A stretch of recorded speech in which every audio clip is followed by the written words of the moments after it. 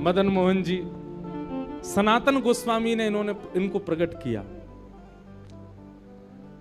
मदन मोहन जी भी पहले जयपुर में ही विराजते थे। गोपीनाथ जी, गोविंद देव जी और श्री मदन मोहन जी तीनों जयपुर में ही थे। बहुत ध्यान से सुनिए सब लोग। तो जयपुर के राजा की पुत्री मदन मोहन जी की सेवा करती थी। मदन मोहन जी को लाड़ लड़ाती, पूरे दिन उन्हीं को सजाती रहती, उन्हीं का श्रृंगार करती, सेवा करती। राजा स्वयं गोविंद देव जी की सेवा करते और उनकी जो पत्नी थी वो गोपीनाथ जी, मतलब पूरा परिवार ही तीनों ठाकुर की सेवा करते थे। अलग अलग भवन में, अलग अलग महलों में ठाकुर जी विराजते थे। तो राजा की पुत्री का विवाह हुआ करौली राजस्थान में, जहां मदन मोहन जी अभी विराजते हैं। तो राजा की पुत्री का जब विवाह हुआ तो पुत्री से राजा ने कहा, बिटिया ये बताओ तुम्हारा विवाह है, तुमको हम दहेज में क्या दें? वैसे तो हमने सब दिया, लेकिन फिर भी तुम्हारी कोई इच्छा हो तो मांगो। उसने कहा, पिताजी मुझे सबसे ज्यादा प्रेम श्री मदन मोहन जी से है। आप माता जी और पूरा परिवार गोविंद देव जी, गोपीनाथ जी की सेवा किया करो। मदन मोहन जी को मैं ले जाऊं अपने साथ, अपने ससुराल में इनकी सेवा करूंगी। बड़ी अच्छी कथा है, ध्यान से सुनना। राजा रोने लगा, अपनी पुत्री के चरणों में सर झुका के बोला, मुझे क्षमा कर दे पुत्री, तू जो मांगेगी सो दूंगा, पर ये मेरे हृदय है, मैं इनको नहीं दे सकता। मैं वृंदावन से मुगलों से बचा करके इनको लेके आया हूं। वैसे तो ठाकुर जी को बचने की कोई आवश्यकता, ठाकुर जी कृपा करके आए हैं जयपुर में राजा के ऊपर, पर इनको देख करके मेरे प्राण बचते हैं। तू जो मांगेगी सो दे दूंगा। पर मदन मोहन जी बोले, पिताजी गोविंद देव जी, गोपीनाथ जी हैं ना आपके पास में, मदन एक ठाकुर जी मुझको दे दो। यहां राजा की जिद हो गई, नहीं दूंगा। पुत्री की जिद हो गई कि मुझे तो चाहिए, नहीं तो मैं विदाई नहीं होंगी। राजा की पत्नी ने भी कहा, अब इतनी कह रही है तो आप दे दीजिए ना, हमारे पास 2 ठाकुर हैं, इनकी सेवा हम करेंगे विस्तार से। और वैसे भी मदन मोहन जी की पूरी सेवा बचपन से उसने ही की है। तो राजा ने एक प्रस्ताव रखा।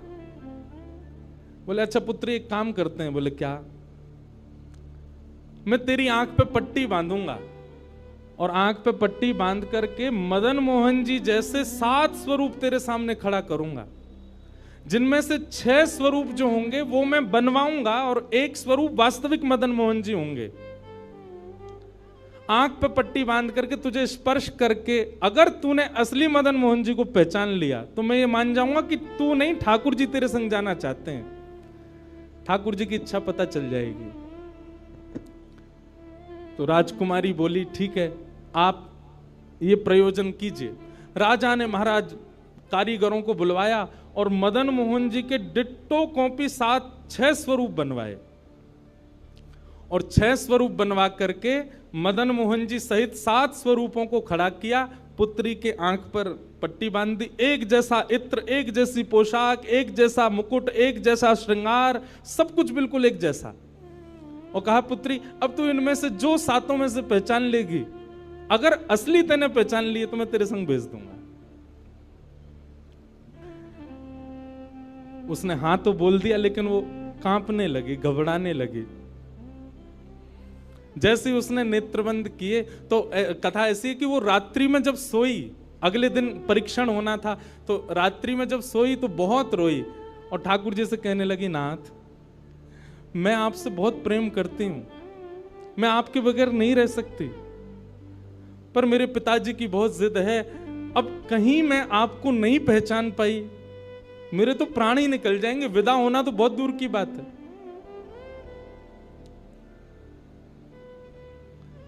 रुदन करते करते करते करते, बंधुओं एक मेरी बात बहुत ध्यान से सुनिएगा, कभी ठाकुर जी के विरह में यदि आपके अश्रु नहीं आए हैं ना, तो अभी आप भक्ति के भाव से बहुत दूर हो।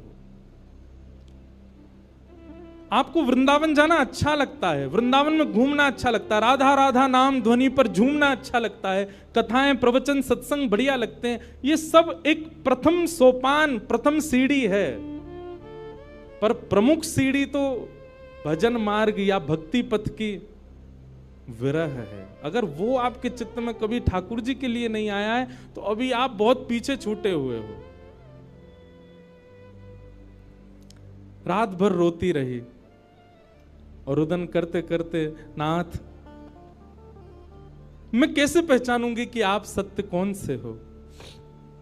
मदन मोहन जी उसके स्वप्न में आ गए और स्वप्न में आकर के बोले, तू चिंता मत करे, तेरो ही मन ना है मोह ले जावे को, मेरो भी मन है रो तेरे संग जावे को।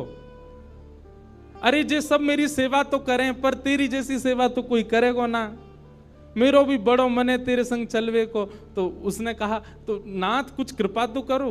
बोले हाँ मैं एक काम करूंगा। बोले कहा, तू सबरे स्वरूपन को जब स्पर्श करेगी ना तो असली मदन मोहन जो मैं हूं, तू मेरे हाथन को स्पर्श करियो। तो हाथ कैसे? ऐसे।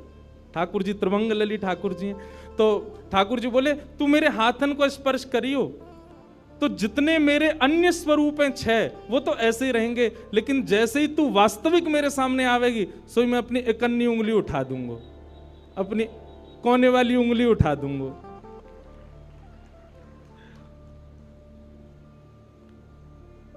ठाकुर जी कितना प्रेम करते हैं अपने भक्त से। ठाकुर जी बोले मैं अपनी इकन्नी उंगली उठा दूंगा और तू स्पर्श करती करती मेरी जैसी इकन्नी उंगली उठे वाकू पकड़ लियो और तुरंत पिताजी से कह दियो, जय रे मदन मोहन जी, मैं चल दूंगा तेरे संग। अब तो दूसरे दिन वो पिताजी के पास गए, पिताजी जल्दी करिए, कब चलना है कब? बोले तुझे तो इतना विश्वास है जैसे तू वास्तविक में मदन मोहन जी को ले ही जाएगी, लेकिन बिटिया तू भी याद रखियो मैंने ऐसे स्वरूप बनवाए हैं कि कोई बता ही नहीं सकता कि असली मदन मोहन कौन से। बोले पिताजी आप सन्मुख पधराओ। तो महाराज भीड़ लग गई देखने वालों की, पूरा राजभवन इकट्ठा हो गया जयपुर का। 7 स्वरूप विराजमान हुए। पुत्री के आंख पर अभी विवाह हुआ, उसका विदाई नहीं हुई है, आंख पर पट्टी बांध करके और कहा जाओ अगर मदन मोहन जी की इच्छा होगी तो तू ढूंढ ले। अब मदन मोहन जी तो पहले ही बता चुके हैं ऐसे मिलूंगा, जैसे मानो टीचर पहले ही एग्जाम पेपर लीक कर दे ये क्वेश्चन आने वाले तैयार कर आना। उसने जाग करके जैसे स्वरूप स्पर्श करने प्रारंभ किए, पहला बोले ये नहीं है, दूसरा स्पर्श किया ये भी नहीं है। ठाकुर जी खड़े थे 5वीं पंक्ति में, 5वें वाले थे। तीसरे स्पर्श किए, बोले ये भी नहीं है। चौथे किए, बोले ये भी नहीं है। जैसे ही 5वें का स्पर्श किया और मुखमंडल का स्पर्श किया, गले का स्पर्श किया, वक्ष का स्पर्श कर, जैसे ही ठाकुर जी की भुजा पकड़ी सो ही ठाकुर जी ने अपनी कन्नी उंगली हिला दी और जैसे ही कन्नी उंगली हिलाई उसने तो, पिताजी यही है मदन मोहन जी। आहा, राजा के तो नेत्रों से आंसू गिर गए, चरणों में गिर गए, उठ करके अपनी बिटिया को गले से लगा लिया, कान में बोले बोले मैंने एक कन्नी उंगली हिलते हुए देख ली मुझे ये बात पता चल गई है कि भैया तेरी जिद नहीं है इनको ले जाने की, इनकी भी जिद है तेरे संग जाने की। और महाराज गाजे बाजे रथ में आरूढ़ करके श्री मदन मोहन लाल जी करौली राजस्थान को प्रस्थान किए। बोलो मदन मोहन लाल की। बिहरत निस दिन कुंज गलन में ब्रज जन मन सुख धाम, मदन मोहन को रूप निरख के, मदन मोहन को रूप निरख सनातन बल बल जाए। वृंदावन प्यारो वृंदावन, श्री वृंदावन मेरो। ये भैया ऐसे ही भजन नहीं बना है, ये ऐसे ही आपके झूमने के लिए कीर्तन नहीं, ये पूरा वृंदावन समाविष्ट करवा दिया हमारे गिरधरलाल जी ने एक ही पद में। पूरा वृंदावन विराज रहा है।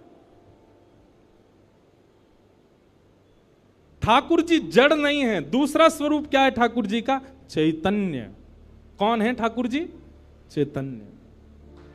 कई लोग पूछते हैं महाराज जी सेवा का कोई प्रकल्प बताओ, सेवा का कोई भाव बताओ, सेवा कैसे करनी चाहिए, सेवा में क्या होना चाहिए क्या नहीं होना चाहिए। हमारी एक बात सब लोग सुन लीजिए, यहां लगभग सब सेवा वाले ही बैठे हैं।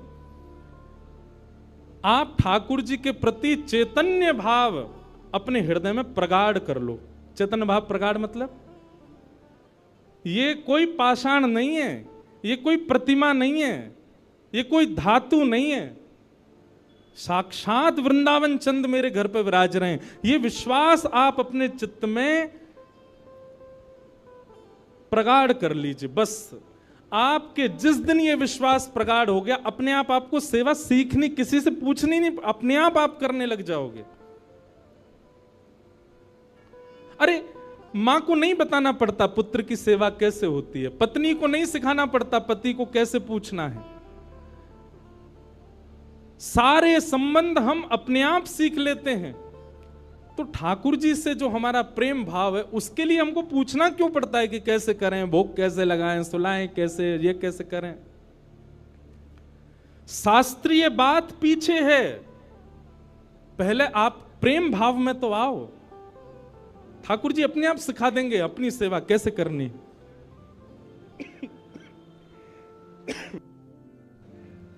प्रेम भाव, उनके प्रति पाषाण की बुद्धि मत रखो, चैतन्य भाव रखो। जैसे आपके चित्त में चैतन्य भाव आया कि ये तो चलते फिरते उठते बैठते सब करते हैं, केवल मेरे सामने ऐसे खड़े हो जाते हैं मूर्तिमंत होकर के। मानो ये ठाकुर जी मुझसे कह रहे हैं कि तू अपनो इतना प्रेम मुझको प्रदान कर कि मैं चलन लगूं, मैं फिरन लगूं। सब लोग एक बात याद रखिएगा, जिसके भी घर में ठाकुर जी की सेवा है, ठाकुर जी हमको चैलेंज करते हैं, अगर तो में सामर्थ्य हो तो अपनी भक्ति से, अपने भाव से, अपने समस्त प्रयासों से तू मुझे चलवा के दिखा दे, तू मुझे बुलवा के दिखा दे।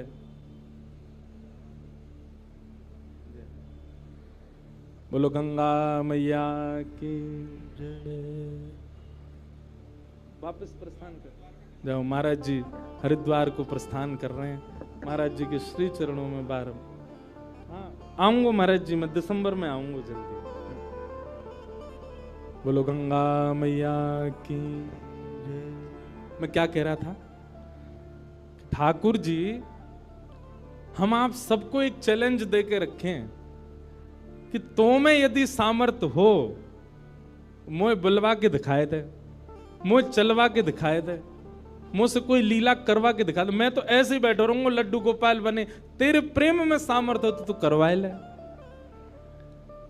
जिस दिन ठाकुर जी हमारे घर आ जाते हैं, उसी दिन से हमारी एक चैलेंज हमारे ऊपर आ जाता है। हम में सामर्थ्य हो, ठाकुर जी बोल के दिखा दें, ठाकुर जी कुछ करके दिखाएं। लेकिन हमको भी संतुष्टि है, ऐसे हैं तो ऐसे ही बैठे रहें।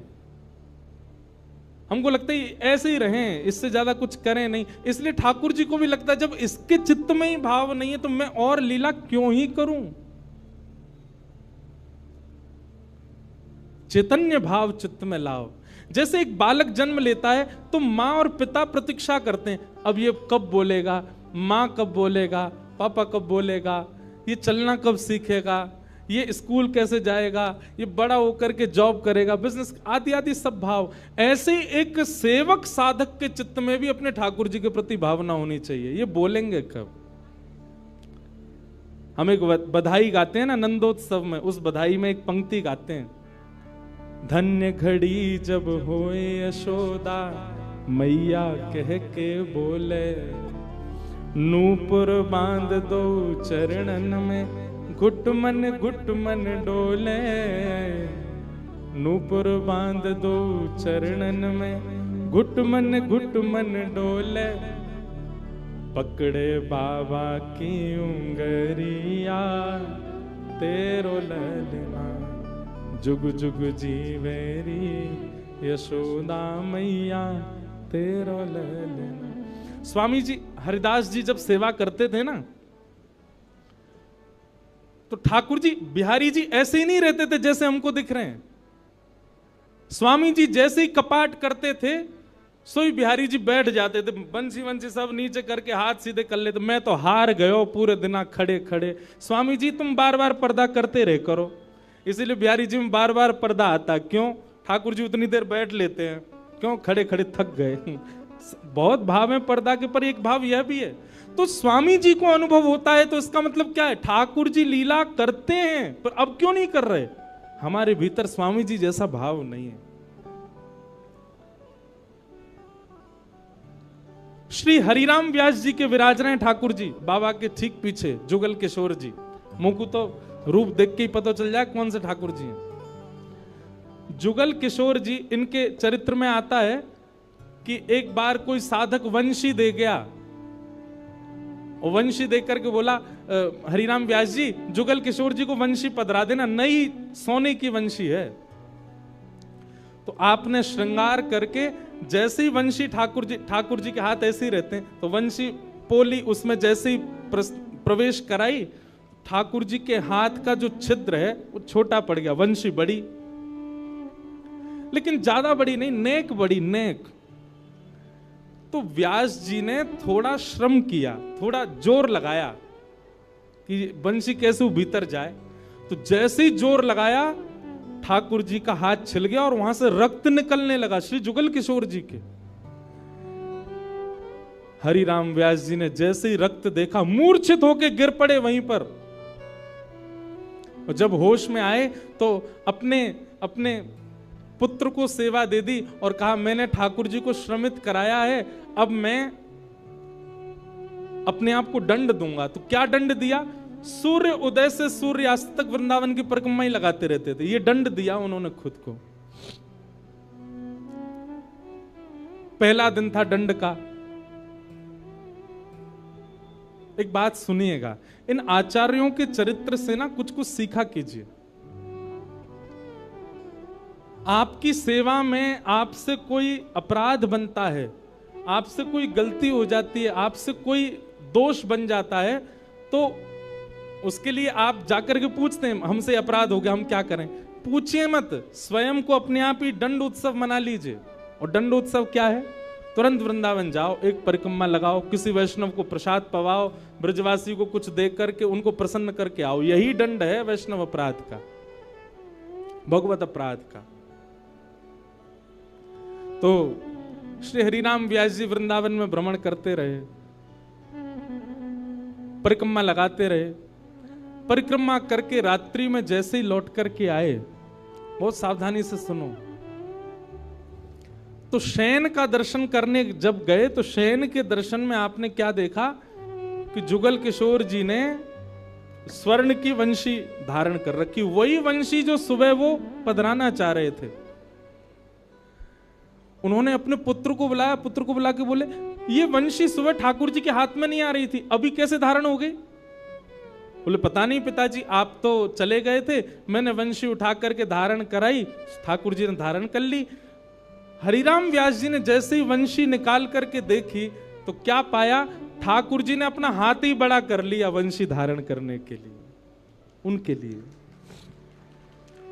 अब ताली से काम नहीं चले, हमारे ठाकुर जी करते हैं ऐसे? क्यों नहीं करते? और हम संतुष्ट क्यों हो जाते हैं? जैसी सेवा है उससे हमको प्रसन्नता क्यों हो जाती है? नहीं। ये इस बात का प्रमाण है कि कहीं ना कहीं हमारी भक्ति में, हमारे भाव में, हमारे प्रेम में अभी वो स्तर नहीं आया कि ठाकुर जी उसको स्वीकार कर लें। इसलिए भैया, सबसे पहली बात भक्ति में, सेवा में सबसे पहला प्रकार, ठाकुर जी को आप चैतन्य मानो। वो जड़ नहीं है, वो पीतल के नहीं है, वो अष्टधातु के नहीं है, वो मार्बल के नहीं है, वो साक्षात ठाकुर जी हैं, वो साक्षात चैतन्य है। उनके प्रति चैतन्य बुद्धि आपने धारण कर ली, अपने आप ठाकुर जी अपने आप लीलाएं कराना प्रारंभ कर देंगे। मुझको राधा रमण कर दो वैसा, मुझको राधा, नित्य की प्रार्थना होनी चाहिए ठाकुर जी से। रटू में तेरा नाम यूं आठों याम, रटू में तेरा नाम यूं आठों याम, रटूं मैं तेरा नाम यूं आठों याम, रटूं मैं तेरा नाम यूं आठों याम। सब लोग गाओ। मुझको राधार मन कर दो ऐसा मगन, मुझको कर दो ऐसा। हो करुणा निधान मुझ पे कृपा कर रीझिए, करुणा निधान मुझ पे कृपा कर लीजिए। करुणा निधान मुझ पे कृपा कर रीझिए, करुणा निधान मुझ पे कृपा कर लीजिए। ब्रज में बसा के मोहे सेवा सुख दीजिए, ब्रज में बसा के मोहे सेवा सुख दीजिए। ओ ब्रज में बसा के मोहे सेवा सुख दीजिए, ब्रज में बसा के मोहे सेवा सुख दीजिए। और प्रेम से भर दो मन गाऊं तेरे भजन, प्रेम से भर दो मन गाऊं तेरे भजन। ओ रटूं मैं तेरा नाम यूं आठों याम, रटूं मैं तेरा यूं आठों याम। मुझको राधारमन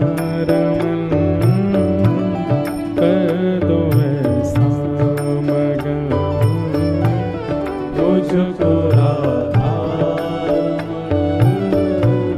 कर दो ऐसा। श्री राधारमण लाल की। करताल बजा के गाओ।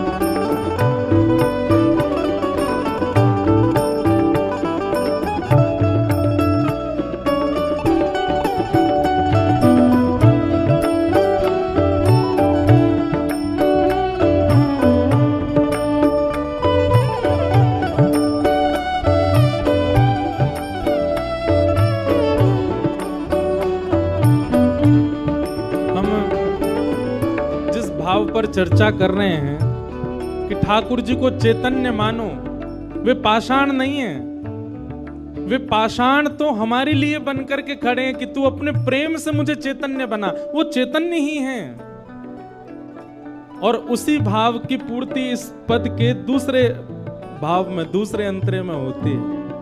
भाव से गाओ सब लोग। भाव भरे भूषणों से आपको सजाऊं मैं, भाव भरे भूषणों से आपको सजाऊं मैं।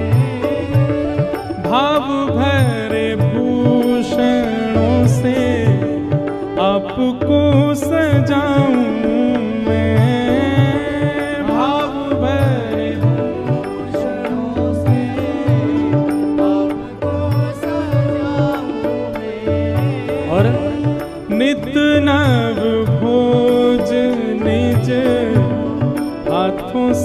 पवाऊं मैं,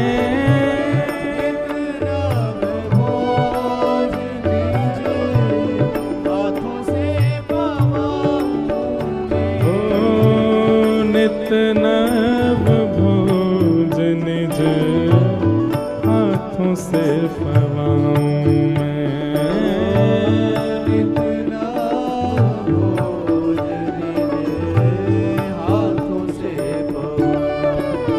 भैया हम सबके लाल जी पूरे दिन खड़े रहे और कोई के लड्डू गोपाल हैं तो पूरे दिन बैठे रहे, उनके पामन में दर्द ना हो तो ऐसी भावना हमारे चित्त में नहीं आती कभी। नित्य की सेवा में एक काम किया कीजिए, रोज रात्रि अपने ठाकुर जी के चरण जरूर दबाया कीजिए। सिंथेटिक नहीं पर असली वाला इत्र मंगाइए, थोड़ा महंगा आएगा, मंगवाओ ठाकुर जी की सेवा के लिए, और चरणों में इत्र लगा करके और फिर बड़े धीमे धीमे उंगलियों से। अच्छा एक बात और है, हमारे पुष्टि मार्ग के आचार्य कहते हैं ठाकुर जी की सेवा में अंगूठा का प्रयोग नहीं होना चाहिए। क्यों? कहीं भी जोर लगाना होता है हम अंगूठा का ही प्रयोग करते हैं, और ठाकुर जी की सेवा में अगर आप अंगूठा लगाते हो ठाकुर जी को पीड़ा होती होगी, लग जाती होगी, इसलिए उंगलियों से सेवा का ही निधान होना चाहिए। कहीं उठा करके भी रखें तो अंगूठा से ठाकुर जी को बड़े आराम से स्पर्श करना चाहिए। शास्त्र हमारे आचार्य तो ऐसा कहते हैं कि अगर आपने अंगूठा का प्रयोग किया भी है तो श्रृंगार के बाद ठाकुर जी का एक अलग से भोग लगाओ। किस बात का? श्रम भोग। ठाकुर जी आपको दर्द हो गया होगा, हमने अंगूठा से दबाया आपको, इसलिए मंदिरों में श्रम भोग आता है। बेचारो बहुत हमारो ठाकुर वृंदावन को बड़ो हल्को सो, नेक में हार जाए, नेक जोर से सर दबाए दो, हाथ दबाए दो, पांव दबाए, थक जाए इतने में तो श्रम भोग लाओ। नित्य रात्रि में ठाकुर जी को शयन से पहले चरणों में इत्र जरूर सेवा किया करो। श्रृंगार कोई कर जाए, भोग कोई बनावे, पर रात्रि शयन तो सेवक को स्वयं कराने चाहिए। दाबु तुमरे चरण करो जब तुम शयन, दाबु तुमरे चरण करो जब तुम शयन, ओ दाबु तुमरे चरण करो जब तुम शयन,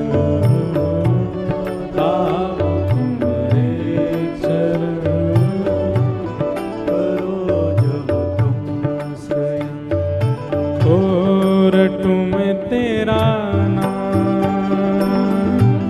यूं आठों याम, रटू में तेरा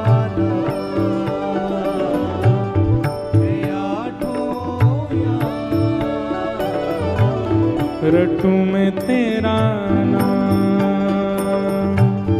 यूं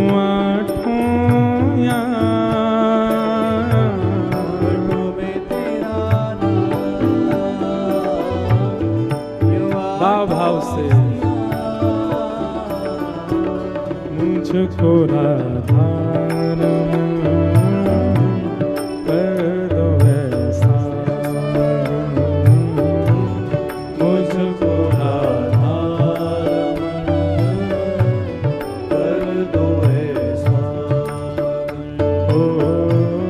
मुझको राधा